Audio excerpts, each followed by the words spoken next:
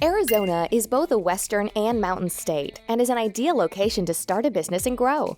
It boasts a strong tourism sector, and its increasingly diverse economy, including fruit growing, cattle ranching, and copper mining, makes the Grand Canyon State a great place for your business to call home. Here's how to start an LLC in Arizona. Step 1. If you're starting your LLC with other people, you'll need their names and addresses for the paperwork you're required to submit. Step 2.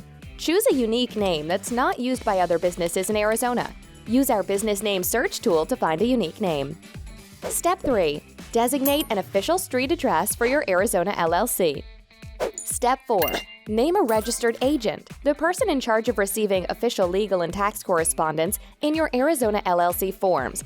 With Incfile, registered agent service comes at no charge for the first year with a $0 LLC formation.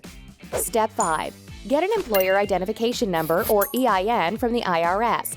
You'll use this number when paying taxes or submitting payroll. Step 6. File articles of organization with the Arizona Secretary of State.